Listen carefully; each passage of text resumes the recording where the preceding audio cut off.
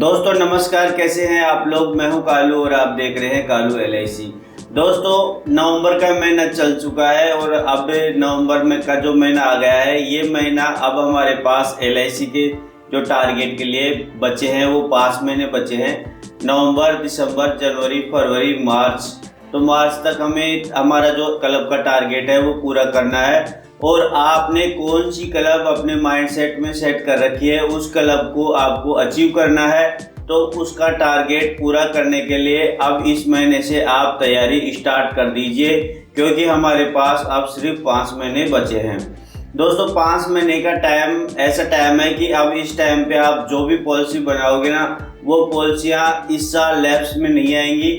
आप चाहे कितने की भी पॉलिसी बनाओ, इस साल जितनी भी पॉलिसियाँ बनाओगे आप नवंबर के महीने से, वो इस साल लैप्सेशन में नहीं आएंगी। पहली बात तो ये हो गई। तो अब ये जो टाइम चल रहा है ये बहुत अच्छा टाइम चल रहा है। दूसरी बात यह है कि आपको जैसे क्या करना है कि जितनी पॉलिसियाँ आपको कम पड़ रही हैं, अब जो भी आपने क्लब मेंबर का जो अपना सेट कर रखा है कि हमें कौन सी क्लब लेनी है, तो जैसे मान लीजिए आपको लेनी है ZM क्लब मेंबर, तो 20 पॉलिसी हर महीने का टारगेट बना लीजिए और 20 पॉलिसी हर महीने बनाइए तो आपका ZM का कोटा आराम से पूरा हो जाएगा और आपको ZM क्लब मेंबर मिल जाएगी। दोस्तों एक काम और करना है इस महीने में, जो आपने गत वर्ष पॉलिसियाँ बनाई थी, वो गत वर्ष जितनी भी पॉलिसियाँ बनाई थी उन पॉलिसियों की लिस्ट बनाइए और उन पॉलिसियों में से 15% से ज़्यादा लैप्स नहीं होनी चाहिए, और अगर ज़्यादा हो रही है तो उनको तुरंत आप चालू करवाएं। कोशिश ये करें कि आपकी कम से कम लैप्सेशन रहे 2%, 3%, 5%, 10% से ऊपर ना रहे, क्योंकि और भी पॉलिसियाँ लैप्स हो सकती है 2-3, तो उनका भी ध्यान रखें। और कि जो पिछली साल जो हमने पॉलिसियाँ बनाई है वो पॉलिसियाँ 15% से ज़्यादा लैप्स नहीं होनी चाहिए। ये क्लब मेंबर के लिए खतरा होता है। गत वर्ष की 15% पॉलिसियाँ से ज़्यादा अगर लैप्सेशन हो गई तो हमारी क्लब मेंबर में खतरा होता है। और क्लब मेंबर का सूत्र यही है दोस्तों, बहुत सारे अभिकर्ता भाई कहते हैं कि भाई मेरे को तो 16 साल काम करते हुए हो गए और मैं आज तक क्लब मेंबर नहीं बना। तो उसका रीजन यही है दोस्तों कि वो लैप्सेशन का ध्यान नहीं रखते। दोस्तों क्लब मेंबर हर अभिकर्ता को मिलती है, सिर्फ उसको लैप्सेशन ही क्लब मेंबर को नष्ट कर देता है लैप्सेशन। तो पिछले वर्ष का जो लैप्सेशन है उसका विशेष ध्यान रखें, 15% से ऊपर नहीं जाए।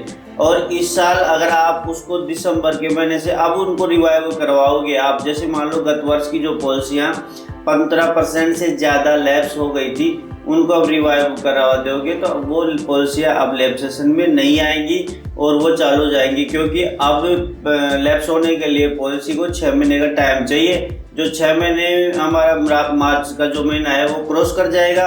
6 महीने बाद में जो पॉलिसियाँ लैप्स होगी वो बाद में होंगी, लेकिन अभी इस साल में नहीं होंगी। दूसरी चीज़ का आपको जो ध्यान रखना है वो ये है कि अगर आपने मान लीजिए आपका जो आप पुराने अभिकर्ता हैं और आपकी पॉलिसियाँ इम्पोर्ट पॉलिसियाँ इतनी है कि आप ZM क्लब मेंबर कर लेते हैं, और वो जैसे मान लो 400 पॉलिसियाँ इम्पोर्ट्स हैं और 400 पॉलिसियाँ इम्पोर्ट्स है तो आपको सिर्फ 20-25 पॉलिसियाँ भी बना देते हैं तो भी आपकी क्लब मेंबर का कोटा पूरा हो जाता है। लेकिन गत वर्ष जो पॉलिसियाँ बनाई थी उनकी लैप्सेशन का 15% का तो आपको ध्यान रखना ही पड़ेगा, बाकी आपका क्लब मेंबर का कोटा पूरा हो जाएगा। दोस्तों आप कोई भी गोल सेट करते हैं, कोई भी क्लब मेंबर का गोल सेट करते हैं तो वो संभव हो भी जाता है, क्योंकि आपको सबसे पहले अपने माइंड में सेट करना है कि हमें कौन सी क्लब लेनी है। अगर आपने माइंड में सेट नहीं किया तो आप फील्ड में भी नहीं काम कर पाओगे और अपना टारगेट पूरा नहीं कर पाओगे। पहले आप ये डिसाइड कर लीजिए कि हमें कौन सी क्लब मेंबर प्राप्त करनी है, क्योंकि दोस्तों बहुत सारे अभिकर्ता आज भी ऐसे हैं, बहुत सारे हैं अभी भी जो आज तक क्लब मेंबर नहीं बन पाए हैं दोस्तों। और मेरा मानना यह है दोस्तों, अगर कोई अभिकर्ता आज भी क्लब मेंबर नहीं बना है तो वो LIC की एजेंसी में सफल अभिकर्ता नहीं है। सफल अभिकर्ता को एक क्लब मेंबरशिप जरूर लेनी चाहिए, और मेरा मानना यह है कि DM क्लब मेंबर कम से कम लेनी चाहिए। कम से कम DM तो लेनी ही चाहिए। DM से ये होता है कि आप प्रीमियम पॉइंट भी ले सकते हैं, CLI भी बन सकते हैं। तो DM क्लब मेंबर आपके लिए बहुत इम्पोर्टेंट है। बाकी ऊपर की क्लब आप जितनी मर्जी चाहे वो आपके हिसाब से ले सकते हैं। बाकी जो मेन जो मैं कम से कम BM क्लब मेंबर होती है, लेकिन मैं DM को मानता हूं क्योंकि BM क्लब मेंबर में कोई फैसिलिटी नहीं है और DM क्लब मेंबर में बहुत सारी सुविधाएं ऐसी हैं जो अभिकर्ता के लिए ज़रूरी होती है। और DM क्लब मेंबर एक सम्मान का प्रतीक है कि जो आप पे सिग्नेचर करते हो तो वो भी आपके मान्य होते हैं और सील लगाते हो तो वो भी आपकी मान्य होती है। तो DM क्लब मेंबर एक अच्छी क्लब मेंबर है दोस्तों क्लब मेंबर हर अभिकर्ता को मिल जाती है और सब अभिकर्ता काम जो LIC में काम करते हैं 2, 4, 5 साल से काम कर रहे हैं, 10 साल से काम कर रहे हैं, उनकी क्लब मेंबर तो निश्चित है। कोई सी भी क्लब मेंबर हो, चाहे BM क्लब मेंबर ही हो, लेकिन सिर्फ उनका जो मेन माइनस पॉइंट होता है वो एक माइनस पॉइंट होता है जो लैब सेशन का। अगर लैब सेशन का ध्यान रखा जाए तो BM क्लब मेंबर तो हर अभिकर्ता को मिल ही जाती है, क्योंकि इतना सा टारगेट तो 10-20 पॉलिसी का 30 पॉलिसी का तो जो मिनिमम टारगेट करते हैं वो भी पूरा करते हैं दोस्तों, तो उनको भी BM तो मिल ही जाए। लेकिन सबसे जो मेन कमी रहती है वो यही रहती है कि लैब सेशन का जो हमने गत वर्ष जो पॉलिसियाँ बनाई उनकी लैब सेशन का हम ध्यान नहीं रखते हैं और वो ध्यान नहीं रखने की वजह से क्लब मेंबरशिप नहीं मिलती है।